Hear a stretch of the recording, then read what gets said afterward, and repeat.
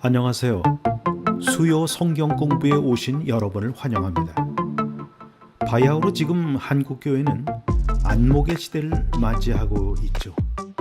우리는 오래전에 이미 순교의 시대를 거쳤고 부흥의 시대를 지나왔습니다. 이 시대들은 물론 우리에게 소중한 신앙의 유산을 남겼죠.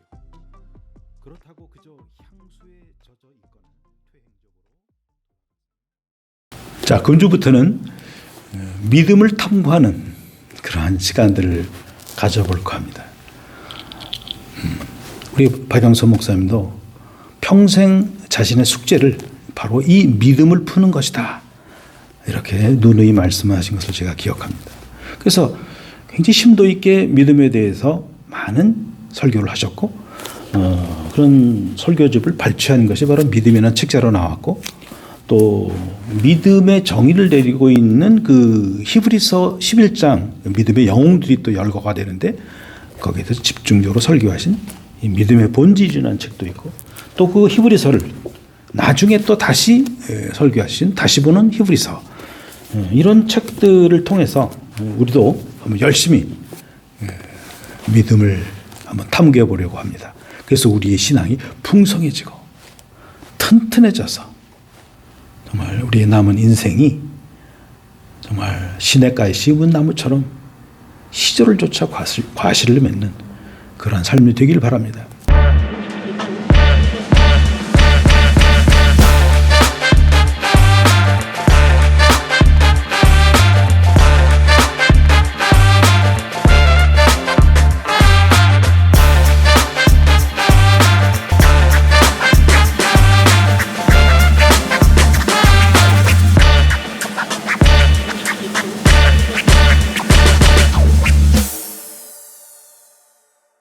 그래서 오늘은 히브리서 11장 1절, 바로 믿음에 대한 정의를 내리고 있는 것을 우리가 보면, 믿음은 바라는 것들의 실상이요 보이지 않는 것들의 증거라, 이렇게 얘기하고 있어요.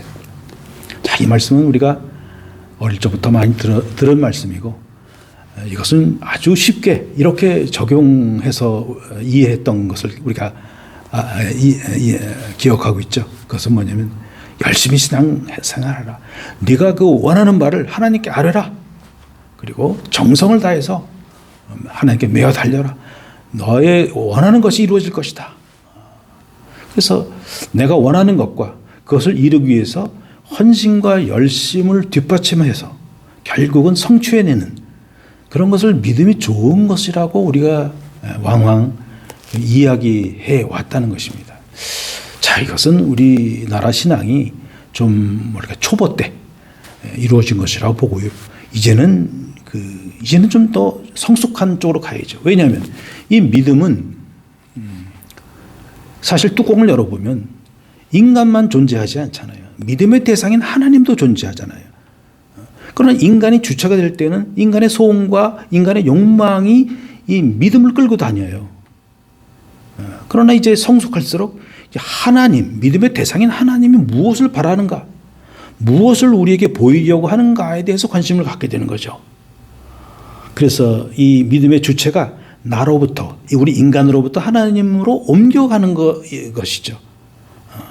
자, 옮겨가게 될 때 도대체 내가 바라고 내가 보고 싶어 하는 것이 아니라 하나님이 바라고 하나님이 우리에게 보이려고 하는 것이 무엇인가, 한쪽으로 우리가 방향을 이제 바꾸어야 된다는 것이죠. 거기서 잘 이해하기 위해서 너무나 설명을 잘하고 있는 고린도후서 4장 6절과 7절이 있어요.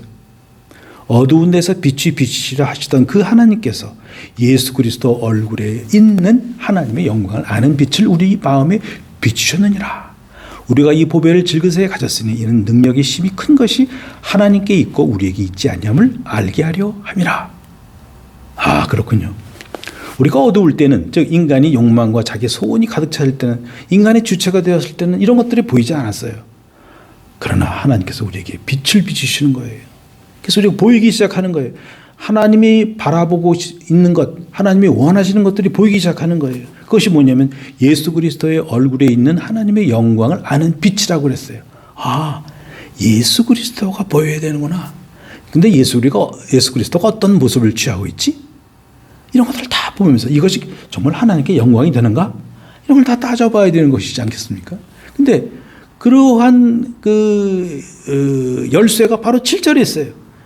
그러한 빛이 아주 신비스럽게도 우리 연약한 우리에게 담겨 있다는 거예요. 우리는 늘 깨질 수밖에 없는 질그릇 아니에요. 실패와 좌절을 맛볼 수밖에 없는 우리예요. 이러한 질그릇을 통해서 이 하나님이 일을 하신다는 거예요. 참 놀라운 말씀이 아닐 수가 없어요. 우리는 그렇게 되질 않고 이 찬란한 빛이 정말 그 보석 상자에 잘 담겨서 세상적으로 얘기하면 우리가 번영과 형통을 통해서 뭔가 하나님의 크신 일을 하는 것을 우리 인간들은 다 원하는데 하나님은 오히려 반대예요. 너희들의 실패와 너희들의 좌절을 통해서 너희의 질그릇같이 깨질 수밖에 없는 인생을 통해서 내가 그 일을 한단다. 그런 것이죠. 정말 이것이 사도 바울의 생애 가운데 어떻게 펼쳐지는가 한번 살펴볼까요?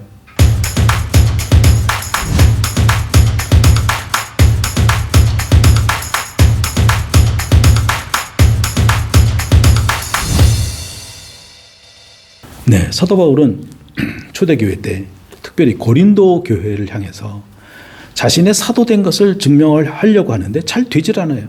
왜냐하면 고린도 교회 자체도 세상적인 것을 원했던 거죠. 이 보배라는 것이 누가 갖고 있느냐? 바울이 갖고 있다. 그럼 바울이 굉장히 멋있어야 되는데 바울이 멋있질 않았던 거예요. 그의 표현에 의하면 자기가 말을 잘 못했다고 하는 거예요. 말이 졸하고 또 외모가 형편없었다는 거예요. 그리고 그 질병을 가지고 있었다는 것도 있어요. 나중에 학자들에 의하면 간질병이라는 것이죠. 간질병은요, 뭐 설교하다가 갑자기 뭐가 좀 이 두뇌에 있는 이 전기들이 이게 합선이 돼가지고 발작을 일으키는 거예요. 입에 거품을 오고 쓰러져 버리는 거예요. 그러면 이거 복음이 제대로 증거가 되겠어요? 이러한 핸디캡을 가지고 있었고 더욱더 치명적인 것은 과거 전력이 예수를 핍박했던 자 아닙니까? 그런 여러 가지로 안 좋아요. 그러니까 이 질그릇 같은 자기예요. 근데 자기를 통해서 계속 하나님이 일을 하신다는 걸 그가 체감하기 시작하는 것이에요. 바로 그것이 고린도후서 11장 28절과 29절에 기록되어 있는데 과연 이게 무엇인가? 누가 약하면 내가 약하지 아니하며 누가 실족하게 되면 내가 애타하지 않더냐. 놀라운 말씀이죠. 이것은 뭐냐면 나의 실패와 좌절을 통해서 내가 깨달은 것이다. 나는 이제 인간을 좀 이해하게 되었단다. 그리고 인간에 대해서 긍휼한 마음을 가지게 되었단다. 이것이에요. 근데 이것이 어디서 왔느냐? 30절 내가 부득불 자랑할진대 나의 약한 것을 자랑하리라. 이렇게 됐어요. 나의 약한 것을 통해서 이런 것들이 만들어지는구나. 사람이 실패하고 좌절하고 자신의 연약함을 인정할 때가 있어요. 그럴 때는요, 인간의 한계를 우리가 깨닫게 되지 않습니까? 그리고 하나님의 은혜와 하나님의 능력을 우리가 바라보게 되지 않습니까? 그리고 인간을 깊이 이해하는 마음, 더 나아가서 인간에 대하여 긍휼한 마음을 가지지 않습니까? 이것이 크리스천 리더십이에요. 제가 존경하는 우리 폴 트루니의 그분이 이 강자와 약자라는 책을 과거에 소개한 적이 있어요. 신자에게 있어서는 강자와 약자라는 개념이 없다. 세상이 만들어 놓은 것이다. 이거는 신자는 불신자는 할 것 없이 모든 인간은 하나님 앞에서 연약한 자다. 우리는 모름지기 다 질그릇과 같다는 거예요. 이 질그릇을 인정할 때 진정한 인간 이해와 인간에 대한 긍휼이 마음에 생긴다. 이것이 진정한 크리스천 리더십이라는 것을 천명하고 있어요. 그런 것처럼 이제 하나님이 우리가 바라보는 것은 그리스도고 그리스도가 가신 길이 그러한 길이었고 사도 바울이 그 길을 갖고 우리가 그쪽으로 간다는 것이 이걸 너희가 바라보고 있는가 하는 거예요. 이게 하나님이 우리에게 보이고자 하는 것, 또 하나님이 원하시는 바 믿음의 내용인 것이죠. 그래서 로마서 12장 15절에도 즐거워하는 자들로 함께 즐거워하고 우는 자들로 함께 울라. 우리가 이 세상을 향해서 연합된 자로서 깊은 이해와 긍휼을 베푸는 자로서 살게 하신다는 것이죠.